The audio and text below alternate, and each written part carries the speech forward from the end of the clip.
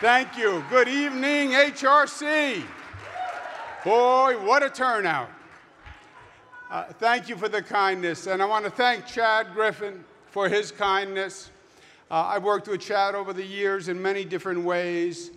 He is a superstar, and we're so fortunate to have Chad here in New York. He was a one-man revolution when he was in California fighting Proposition 8. He's done a magnificent job here. He combines passion, skill, and effectiveness, and that's a winning combination. Let's give him a round of applause.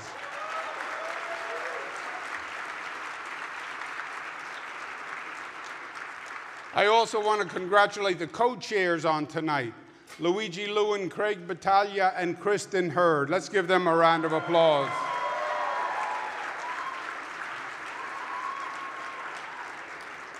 I have my counsel here with me today, Alfonso David. I like to say about Alfonso that he's the brains of the operation and I'm the good looks of the operation. He likes to say he's the brains and the good looks of the operation. I think he may be right, but he's a great partner with HRC. Let's give him a round of applause.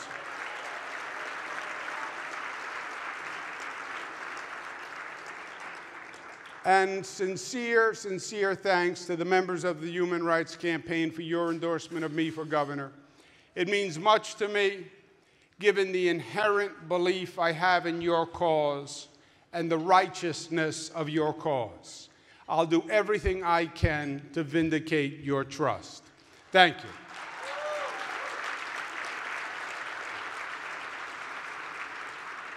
And my friends, there is no doubt that we have much work to do because these are dark times in this country. And what's even more shocking is how quickly we have gone from a period of outstanding accomplishment in the pursuit of justice to a place of regression, anger, and intolerance.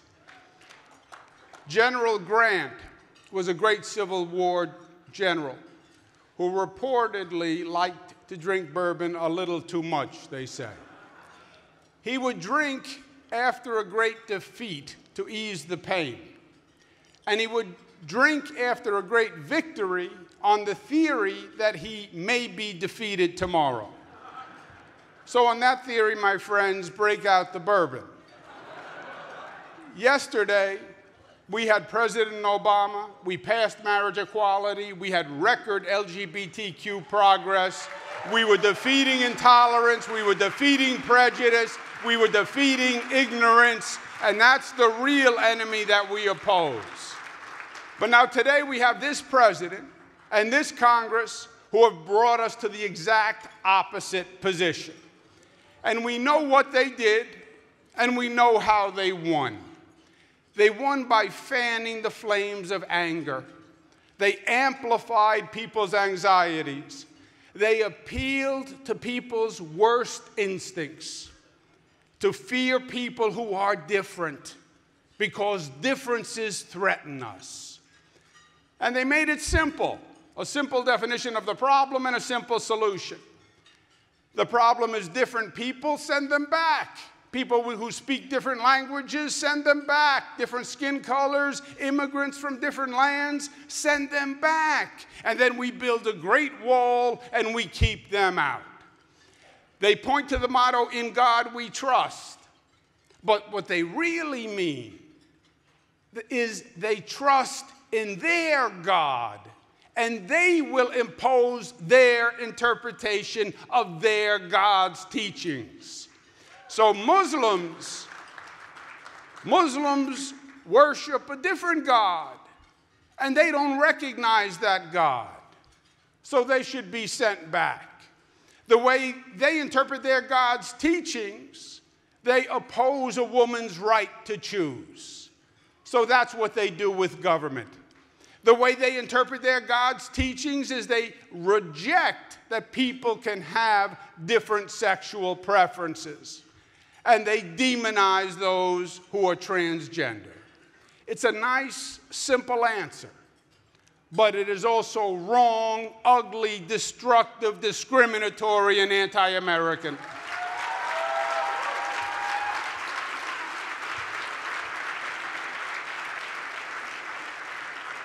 Last week, the president and the vice president refused to sign a letter supporting marriage equality. Now, this is even after it has been settled by the Supreme Court. The Supreme Court that they hold up as the Holy Grail, now that they appointed their conservative judges to it.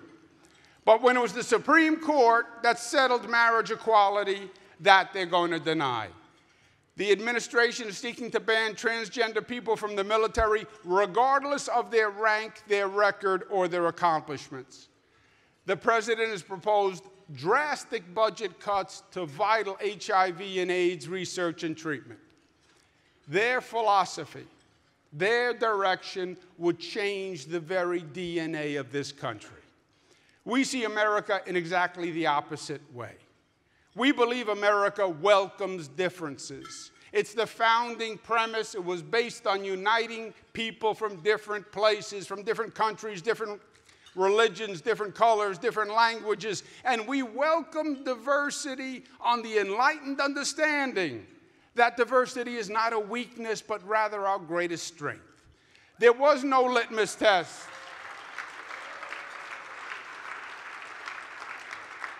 There was no litmus test. There was no standard of wealth or achievement. There were no conditions on sexual preference at Ellis Island.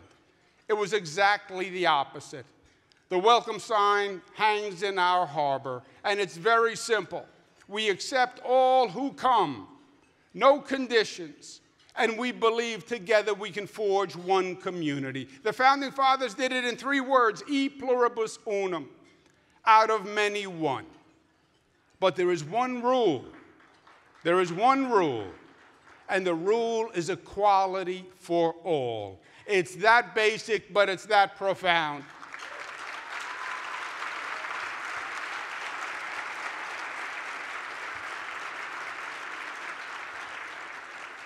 And that is what your credo is all about. And that is what our fight is all about. And that's what this moment in history is all about. And this is a fight that we cannot lose. We must oppose Washington's drive to reverse our progress. The Democrats in Washington must join forces, and they must stop the administration's attempts at reversals by any means possible.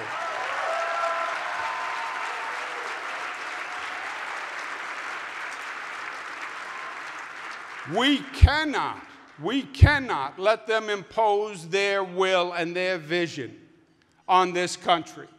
And whatever the Democrats have to do, stand up, speak up, lay down, shut down, I don't care. Whatever is necessary to do, we must do, because you cannot compromise with hate and prejudice without degrading the nation.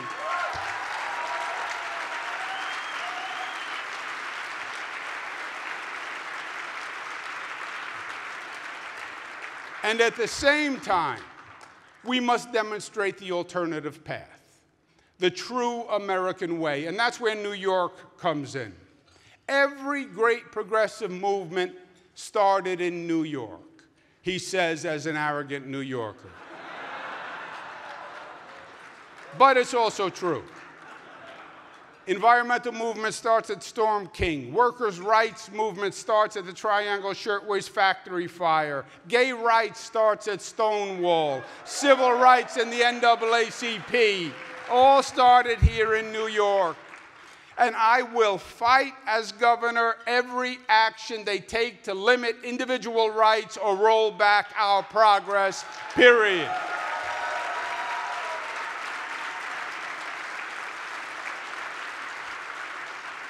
And I believe we need to move forward on our equality agenda more aggressively than ever before.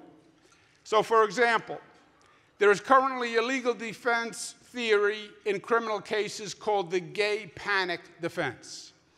The theory is that a murderer or assailant was not guilty due to temporary insanity because the victim made a sexual advance and was gay or transgender. That is an accepted legal defense. as an excuse for violent action. Incredible as it sounds, it was used in New York in 2013. It is discriminatory, it is repugnant. There is no Italian panic defense, or male panic defense, or Catholic panic defense, or handsome panic defense. There can be no legal gay panic defense, and I will introduce legislation this session to end it once and for all.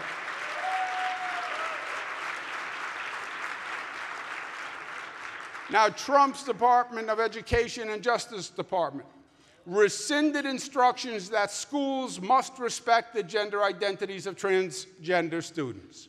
It was a great accomplishment under Obama.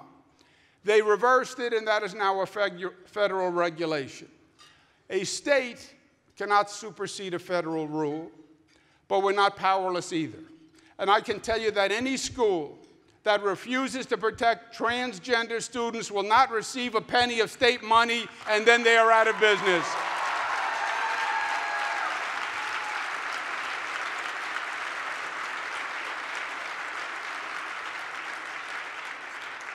The Trump administration gave the Attorney General a license to discriminate by interpreting, quote, religious liberty protections in the federal law. What that means is that a business can refuse to serve LGBTQ individuals because it violates their religious beliefs.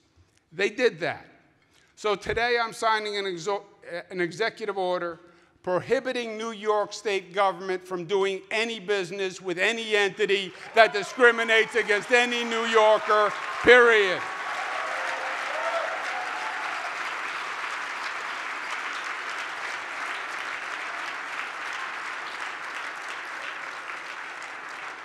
The Trump administration cut HIV and AIDS funding dramatically. So we're going to redouble our efforts here in New York and assure people that we're going to reach the goal of ending AIDS as an epidemic by 2020.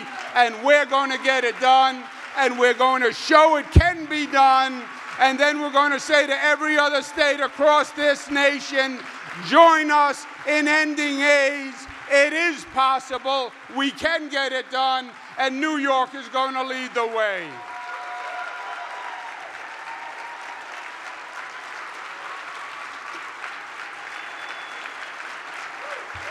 Thank you. Thank you. Thank you. We will get it done.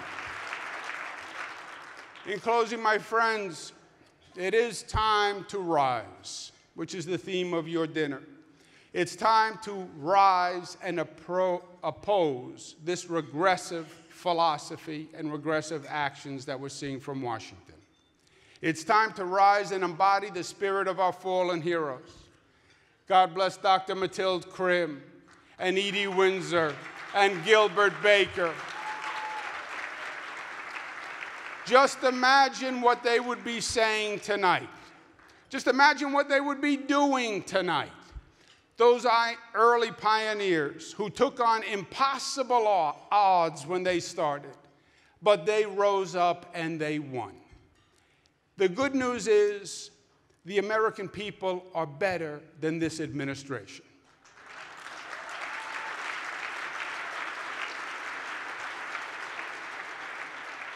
They are more accepting, they are more compassionate. And the better news is, ultimately, hope defeats fear, inclusion defeats exclusion, and love defeats hate. That is what this is all about.